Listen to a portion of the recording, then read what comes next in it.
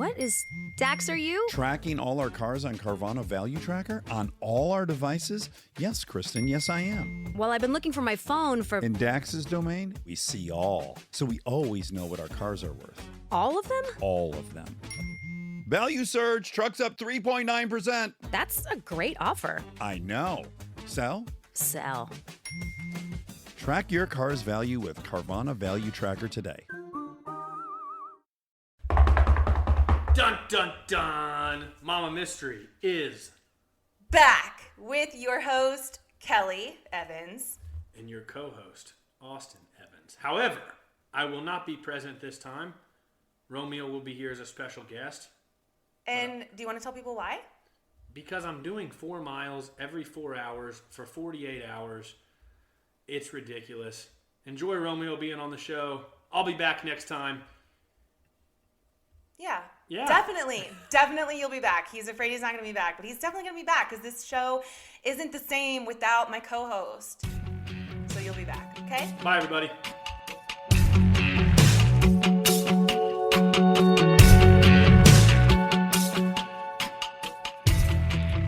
Welcome to another episode of Mama Mystery. Today I have a special guest with me because our usual co-host, Austin, is doing a running walking challenge right now. So he is a little out of sorts and super tired. So today, instead, I brought my best friend, Romeo. Say hi. Hi. I'm so excited that you came to join us, and we are drinking a little bit of Moscato, so this could get a little feisty by the end. If you know Romeo, you already know. So today we are going to be talking about Pamela Smart, and Romeo has no idea who Pamela Smart is. No, I don't. But I kind of gave him the gist of the story, and he said that she's his kind of girl. So I guess we'll see what you guys think. You ready? Yeah. Don't be shy, Romeo. Anyone who knows you knows you're not shy. Why don't you introduce yourself by saying something about yourself? Oh my God. Well, I am a Southern woman. I hail from Texas. I've lived in Missouri for the most of my life. I just turned 27. Lies. And I have a 3-year-old son. I'm just your everyday suburban housewife. That's an esthetician. Nice. Yeah. I love it. Yeah. So we know each other from hair school. We met how long ago was that? 7 or years? 8 years, yeah. Yeah, we've been together for a long time, you and I. Mm-hmm. Going strong. Oh, God. What would you do without me? Probably not be doing shit like this. You love it, and you're going to love it. This is going to be so fun. I can't wait to see how you react. So, like I said, we're talking about Pamela Smart. Also, before we get started, I want to make a correction to my last podcast on Bobby Joe Stinnett. So at the beginning, we talked about the various notorious crimes that plague the small town of Skidmore. And I talked about Greg Dragoo, who beat and dragged his girlfriend Wendy Gillenwater down several county roads before leaving her to die. Well, that was not 100% correct. The fact is, he actually beat her inside of their home, then dragged her out to the front yard and left her there half naked, where she ultimately died. So I just wanted to make that correction and say thank you to the listener who corrected me. I actually really do appreciate so much when people reach out and give me suggestions or corrections, because it is exactly what makes this podcast better. So I truly do appreciate it. And I also want to give an update because we literally released this podcast a few days ago, the Bobby Joe Stinnett, and already Lisa Montgomery, the murderer, made news because her execution has been delayed because her lawyers, who are trying to get, I think, a stay of execution or to get it delayed, if not completely canceled, have COVID. So I don't know what that has to do with her dying, but yeah, so her execution has been delayed until after the first of the year. No date has been set. So, are you ready? Party. Let's party. Let's do it. So today we're talking about a notorious case that occurred in the 1990s, a hot-for-teacher scenario where a young boy was manipulated by his attractive older teacher. That's hot. Pamela Smart was born in 1967 and grew up in Miami, Florida. In 8th grade, her family moved to New Hampshire. She was super smart, she had straight A's, was class president, she was the DJ on the school's radio station, and she was also in student council. But she also had a bit of a wild side. She was known as the Maiden of Metal, where she played heavy metal music on the school's radio. Pam went to school at Florida State and met Greg Smart while they were on Christmas vacation in New Hampshire. They tried to make it work long distance before Greg finally decided to move to Florida to be closer to Pam. She graduated from Florida State in 1988, and they moved back to New Hampshire where Pamela got a job at a local school. She worked as a media teacher, teaching the kids how to make videos, audio recordings for commercials, things of that nature. Once they moved back to New Hampshire and got full-time jobs, Greg decided it was time to kind of settle down. He cut his long hair into a short, well-groomed style and started selling insurance with his dad. They got married the following year in 1989 when Pam was 21 and Greg was 23. They had a beautiful wedding, and by all accounts, they appeared to be a happy young couple.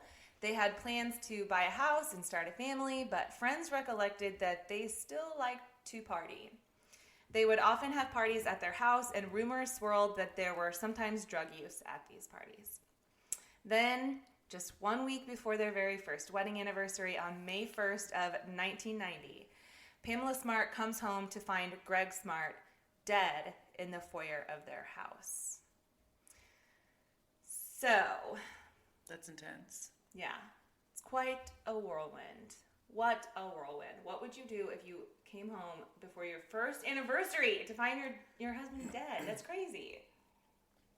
That would be crazy. I hope that he would have had his health insurance figured out. Life insurance. Yeah, life insurance figured out.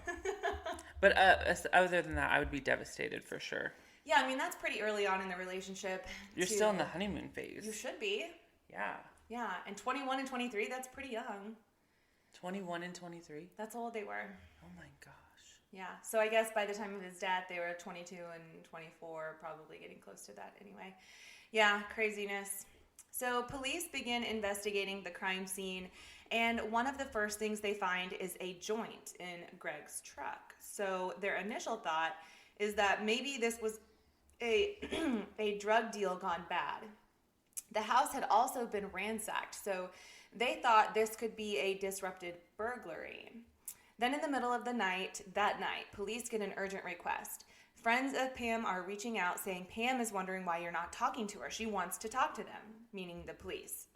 So they bring Pamela in and question her on how she spent the final hours of her husband's life. She told them what she did that day, that she was at school working and called Greg around 3 p.m. to let him know that a meeting she was planning to attend would run a little late. She got home around 10:30 that night, noticed that all the lights were off at the house, which she found unusual since Greg's truck was there.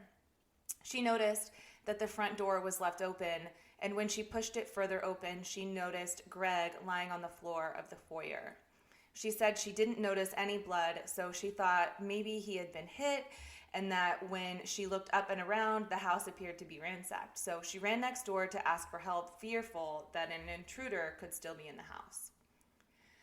So they ask her if he has any trouble with money or connections to the local drug trade, and she says no.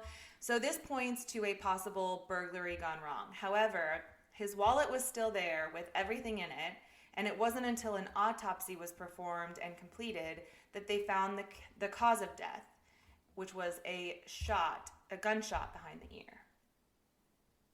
So as time went on, some people came out of the woodwork to tell investigators that Greg had a gambling problem and that maybe he had a debt owed to the wrong person. Investigators went to Atlantic City and found a dead end. Nobody there could corroborate the theory that he owed money to the wrong people. As Greg was laid to rest, the community was left reeling. From the outside looking in, everything seemed to be perfect. This young couple, newly married, was just starting their lives together. Both had decent jobs, a nice home. What in the world could have gone wrong that caused the death of a 23-year-old husband? So what are your thoughts so far? Well, he was shot in a really odd place, or he had a gun wound behind the ear. Is that correct? Yes. Yeah, that sounds really weird, because whenever I think of that, it sounds like, to me, what comes to mind is like someone holding him hostage and like has the gun to his head. Like, for some reason, I would think, like, I don't know, maybe they'd have it in that general vicinity to like trying to scare him. Mm-hmm. So, I mean, yeah, that sounds kind of weird. Yeah, maybe like an ambush type of situation. Yeah. And the fact that they ransacked the house. But didn't take his wallet. Like, what are you looking for? Right. If you're not going to take the stuff of value. Like, his wallet was there. His credit cards were still in there. He even still had his wedding ring on. So, it's still kind of fishy. Well, if he was a pot smoker, they probably were looking for drugs. Maybe. Yeah. But they missed it because they found drugs in his truck. But joint. I guess maybe just one joint. Yeah. I don't know. Is that not a lot? No. Tell me about your experience with drugs, Romeo. Well, I would think that if someone was going to rob somebody, they would literally take everything valuable in the smallest amount of time possible. So the fact that they didn't take any of his jewelry or his credit cards or his money and then went through his house. Maybe they were looking for something specific. Yeah, like drugs. Like Pot. Mary Jane. Yeah. The devil's lettuce. Yes. Maybe they were looking for like a whole head of lettuce and not just a joint. Get what I'm saying? I guess. I'm sorry, I don't have much experience in that arena.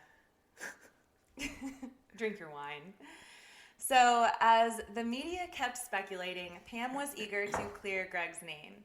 She called Bill Spencer, a local TV anchor, requesting an interview, even though the police told her explicitly to stay out of the public eye and out of the media.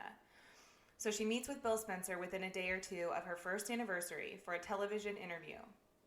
Bill Spencer recalls the most surprising aspects of that interview, stating that she is giving the reporter ideas for shots, like one of her taking their wedding cake out of the fridge and looking at it retrospectively, like the drama, which he found as odd. And she never says anything like, please help find who did this. She's just kind of talking about herself and how her life is going to go on. This isn't the only interview that she does. She does multiple interviews where she gives information out that the investigators didn't want others to know. Like, she's telling people this looks like it was a burglary and giving them details from the scene. So investigators have no other choice but to stop telling her things.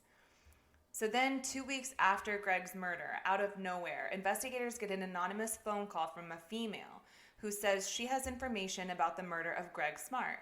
She tells investigators that from what she heard, the wife planned this. She said she works at a restaurant and that there's a 15-year-old girl who works there named Cecilia Pierce, who was involved in the planning. This girl, Cecilia, not only went to high school where Pamela worked, but she was Pamela's intern. Cecilia wanted to be a journalist who was impressed by Pamela Smart, and she didn't have much self-esteem. She was a heavier girl, lived in a lower-income part of town, had no real friends, so she really looked up to Pamela, and Pamela was only one of very few people who actually gave her attention. So just a side note that I want to add is that when investigators asked Pamela if anyone had been to her house prior to Greg's murder, she had given them this whole list of people who could have been at the house that week so that they could rule out fingerprints, right? So even as minuscule as like the water delivery man who like changes out big water jugs, she wrote their name down. But the thing is, Cecilia had stayed at her house for almost a whole week the week prior, but Pamela never mentioned that to police. So, Well, why would she? well, why would she mention like the waterman but not Cecilia? Because if she did it, she's trying to cover it up and make it look like, oh, well, I've got to sit down and come up with a list of everybody that was at the house. Like, you're really trying hard. Like, if you're naming the freaking Colgan man. Yes, and not this girl who stayed with you for a week. Mm-hmm. She knows something. She doesn't want them to go to Cecilia, I think. Nope. I mean, I already know because I wrote this, so. You already know? Well, of course. I wrote the whole thing, Romeo. I wrote it. Oh, I thought you were reading a story. Well, I mean, yes, I wrote the whole story, but Romeo, what did you think you were coming over here for? I don't know. I don't know what's happening. I'm just here drinking for the free wine. For the free wine and the storytelling. Yeah. What do they call those? Those tales. Oh my God, what do they call them? Ghost. What do they call them? Spooky stories, like ghost stories? No.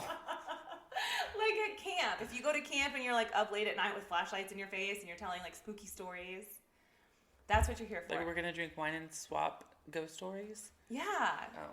I guess. I don't know. Forget it. Just forget it. All right. So Cecilia, jeez. So Pamela is starting to get frustrated that police aren't telling her anything anymore. She doesn't feel like she's being included in the investigation. She's having a little FOMO. So on June 6th, she calls Bill Spencer for another interview. Once again, she addresses the investigation. She tells them that they have new leads, with a lot of them being dead ends. And the police are getting really frustrated with her. They're starting to suspect that maybe she has something to do with it, but they don't have any evidence. Until a man named Vance Latomy walks into the station to say that a friend of his son named Ralph Welch told him, hey, I think your gun may have been used to kill that guy over in New Hampshire. Upon hearing this, Mr. Latomy goes to his gun cabinet to pull out his gun and notices that his gun is totally clean. But this is unusual because the last time he used it, he didn't clean it. So authorities examine the pistol and realize it is the same caliber as the bullet they found in Greg Smart's murder. So investigators bring in Ralph Welch for questioning. They ask him if he has any information regarding the Greg Smart murder. Ralph Welch is friends with a group of boys consisting of Vance Latomy Jr., the earlier man's son, Pete Randall, and Billy Flynn. They're a tight-knit group of friends, but Ralph began to worry about the other three guys because he was hearing rumors about Billy Flynn bragging about killing a guy in New Hampshire. Ralph says that he approached Billy Flynn to ask him, did you really do it? And Billy Flynn says no. But when Ralph walks out of the room, he overhears the guys talking and hears them say something about someone being next. So he turns around, goes back into the room, and says, I can't believe you lied to me about this. And it's then that Billy Flynn comes clean and tells him exactly what happened. Billy tells Ralph that they did it for insurance money and that they were promised a whopping $500 to kill Greg, and that it was Pam Smart who asked them to do it. Oh my God, I'm literally psychic. This is why I said, like, she's like my kind of woman. Like, did you not hear what I said whenever you said, what would I think if my husband was dead and I walked in the house? Yes. Insurance money. Yeah. So you're psychic. Literally. Like, I have ESPN. Like, I already solved all of this stuff before it even started. Oh my God, snot just flew out of my nose. It hit my lip. Oh no. I already solved this at the beginning before you even read any of it. Okay, tell me what you think the conclusion is. Tell me what happens. She hired some kids to kill her husband, and she promised him insurance money.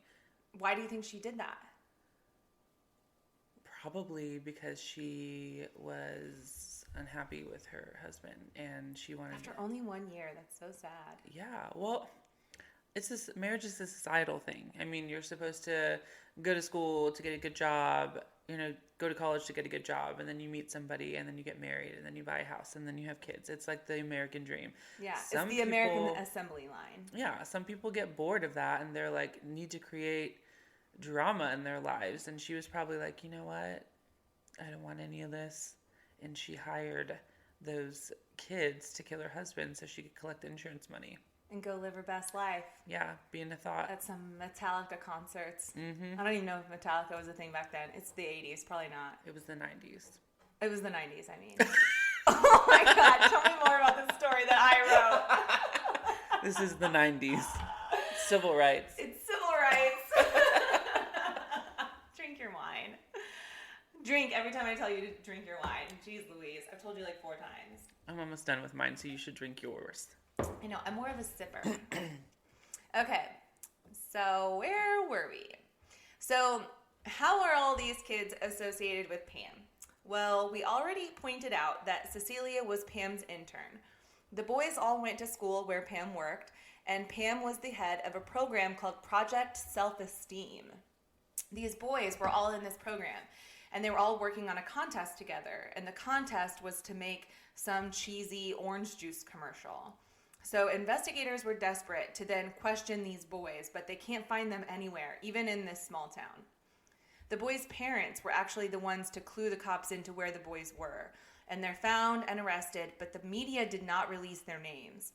Pam sees this on the news and calls Billy Flynn, of all people. She doesn't even know who's been arrested, but she calls Billy Flynn and reaches his mom, who says it was Billy, Pete Randall, and J.R. Latimer that were arrested.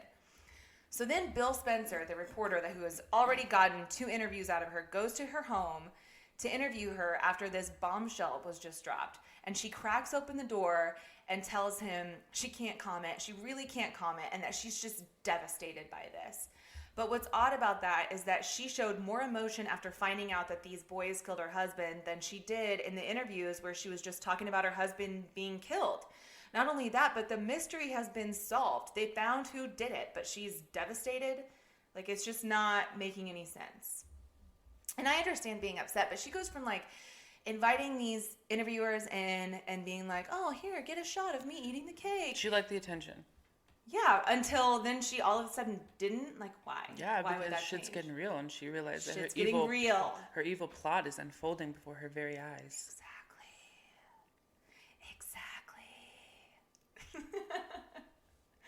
Anyway.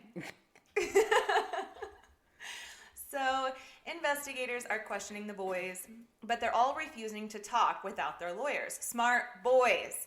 Okay, every time I hear something like this of people who say, like, I'm done talking until I get my lawyer, I think of dumbass Chris Watts, who, by the way, should be where he's at, okay? I am not by any means trying to say, like, oh, you could have gotten away with it if you just followed these tips, but I'm amazed at the number of criminals who are dumb enough to allow an investigator or an interrogator to question them into, like, the wee hours of the night, break them down, and make them crack without ever asking for a lawyer.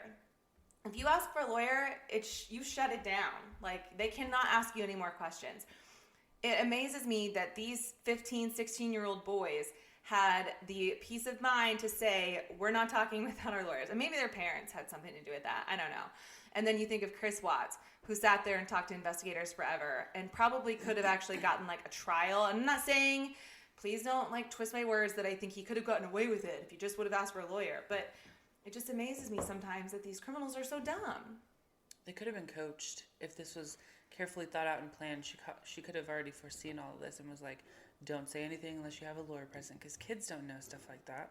That's so true. Kids don't know stuff like that. No. And we do find out later that there was some coaching going on. See, I literally am psychic. See, you should just be on future episodes with me. No. Fine, I don't want you to anyway. Plus, Austin's not going to let you. He's already mad at me that I'm making you do this instead of him. But he'll get over it. So anyway, investigators are questioning the boys, but they're all refusing to talk without their lawyers. So the police remember the phone call regarding Cecilia Pierce, and they think, we've got to get her back in here to question her and see if we can crack her. So they bring Cecilia in for questioning and tell her that if she doesn't tell them what she knows, she'll be considered an accomplice and she'll be in trouble for hindering their investigation. Cecilia's mom tells the investigators, don't talk to my daughter like that. And one of the cops snaps and says, we are trying to help your daughter. And if she doesn't start talking, she's going to be in big trouble. She's in way over her head, and we're trying to help her. So Cecilia and her mom end up leaving without saying anything. They go home, and Cecilia is watching the news, and they're saying on the news that they're interested in arresting another person involved. So Cecilia assumed it would be her. So she calls the police the next day and says, okay, I will cooperate. So they ask Cecilia what kind of relationship she has with Pam.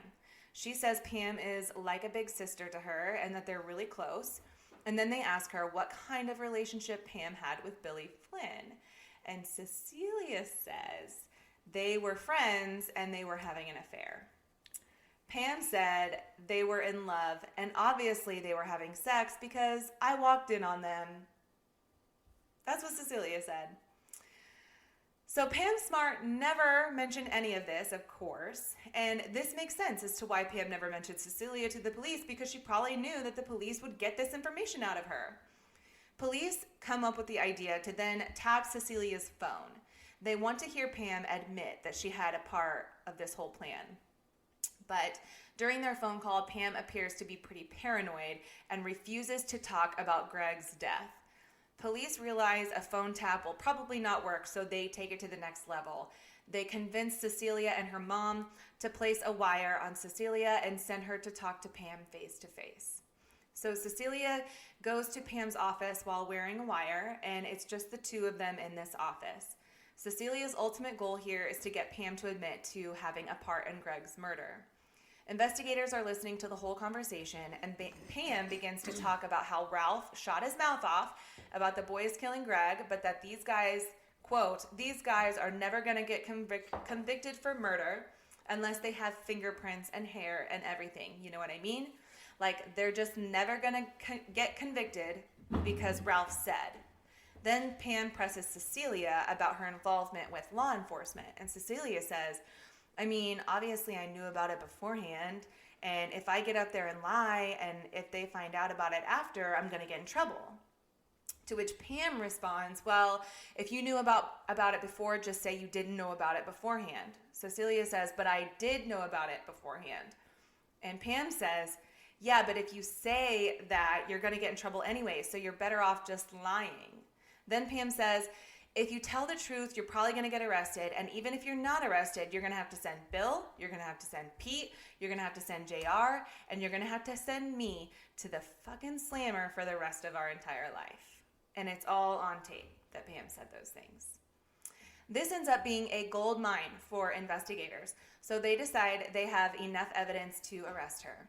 They head to her work and arrest her right there in her office. They walk in and tell her, well, Pam, we've got good news and we've got bad news. The good news is that we've solved the murder of your husband, but the bad news is you're under arrest.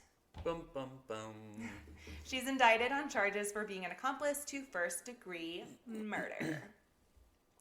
Meanwhile, investigators get the boys in separate interrogation rooms with their lawyers present and begin drilling them with all types of questions.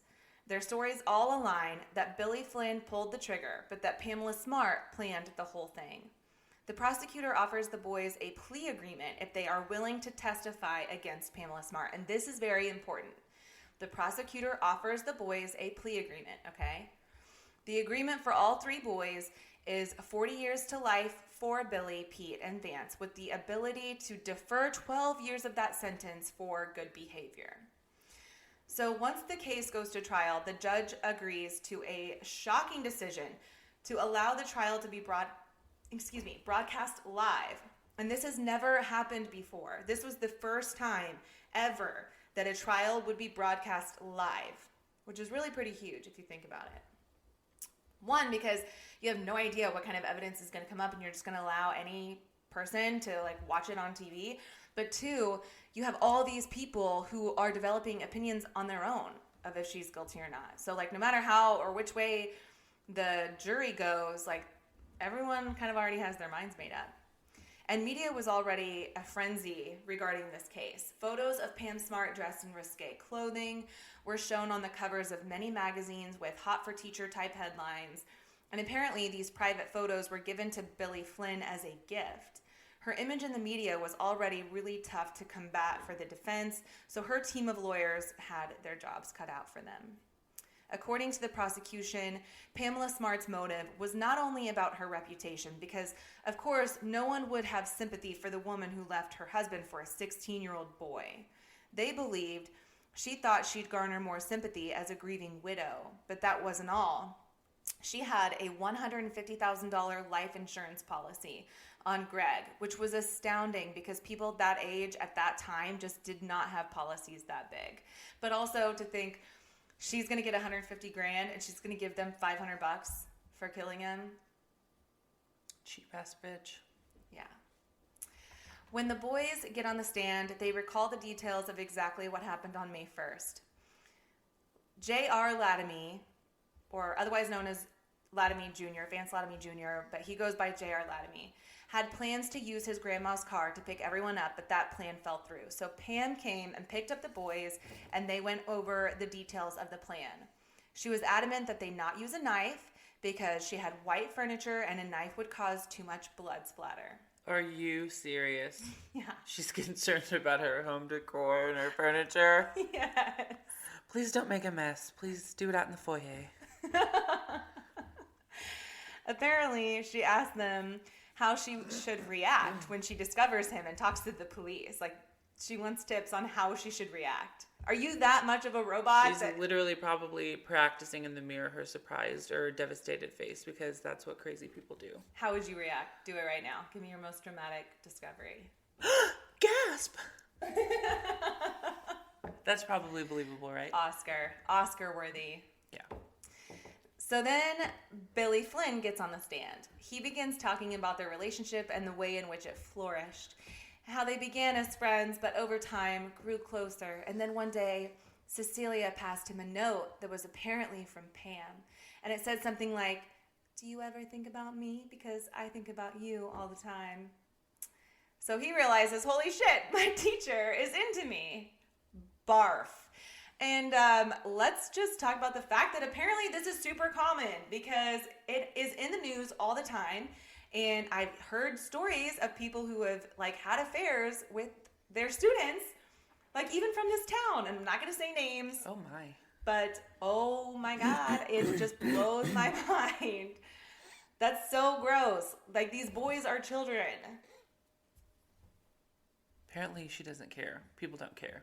Apparently not. People are just, I don't know, what kind of issues must you have to be attracted to such young kids? I mean, being a dad, I would just think about if when Crew gets older, someone my age was trying to get with him. Blech, that's right? Nasty. It's so gross. Ew, just ew. There's so much more maturing you have to do. Their beards are all splotchy and their maturity is down the drain. They have no maturity whatsoever. It's just there's nothing I could ever find attractive about a 16-year-old boy. They're stupid. They smell. They're gross. Right. How old would Austin have been when you were 16? Oh my God. Mic drop. First of all, we did not meet until he was 22. So go eat glass. Dumb bitch. Anyway, so he recalls the first time that they kissed when Pam... Sorry, my face is so red right now. Let me just clarify now, because now we have to talk about it. There is a whopping 5-year age gap between Austin and I. So when you were 16, he would have been 11, but we didn't meet when he was 16, or when I was 16. Wait, what? you. Wait, how old would I have been when... No, how old would Austin have been when you were 16? Okay, he would have been 11. That's trifling. Excuse me, we did not meet then. Oh my God, I almost called you Austin because I'm getting riled up. And I usually get riled up at Austin. Tyson and I are 5.5 years apart, so. Then shut up. See, if I would have known that, I would have pulled that out way earlier.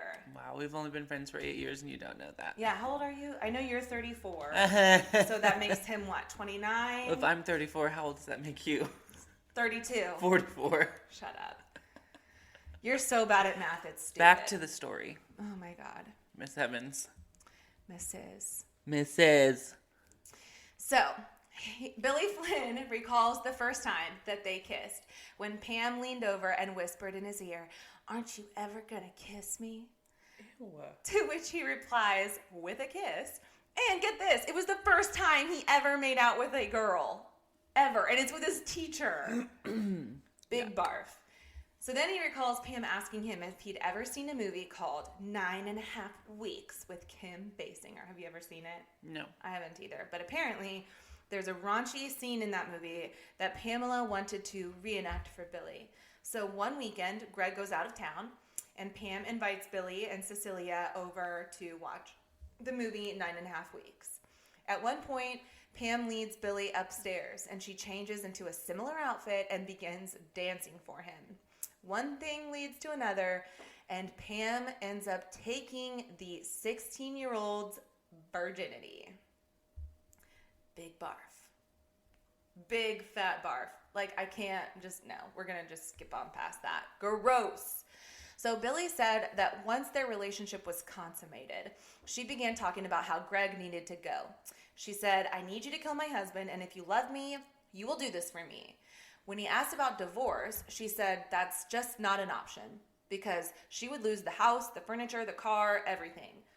So Pam sets it all up. She creates an alibi by committing to the board meeting, and she arranges transportation to get them to her house. And Billy, being a young 16-year-old boy with a still developing frontal lobe who is incapable of thinking reasonably or into the future, because in his mind all he knows is that if he wants to be with Pam, Greg's got to go. So it's like she totally manipulated this young boy who she knew was too dumb to think reasonably to go kill her husband. So Billy recounts the night of the murder, and he says they got into the house by going into an unlatched little side door on the side of their house. They rummaged through everything in the house to make it look like a burglary, but again, they're so dumb that they didn't actually take anything of value, so it was very obvious and apparent that it was a staged burglary. And when Greg finally gets home, they attack him right there by the front door. They get him down to his knees, and Billy says he stood behind him with the pistol pointed to the back of his head. Oh my God, again, I'm psychic. Through tears, that or you've done this before. Don't fuck with me. Through tears, Billy recalls how Greg was asking what was going on, why were they there. He said he cocked the hammer back and pointed the gun at his head. He waited nervously before finally saying, "God forgive me," and he pulls the trigger. Now, of course, Pam Smart denies all of this. She admits to having an affair, but an adulteress does not a murderer make.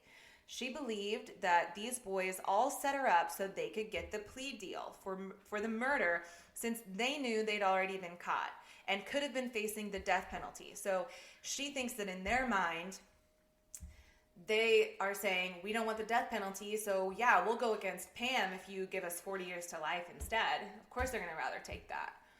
According to Pam, the demise of their marriage began when Greg had an affair and admitted it to Pam. Pam was absolutely crushed by this. It crushed her spirit and her self-esteem. And when Billy Flynn began crushing on her, she was vulnerable and gave in to him. She admits to falling for Billy Flynn, but also insisted that she still loved Greg at the time. 3 days prior to the murder, she tells the jury that she broke things off with Billy Flynn. She told him the affair is over and that she wanted to be with Greg. And she said that Billy threatened to kill himself over this.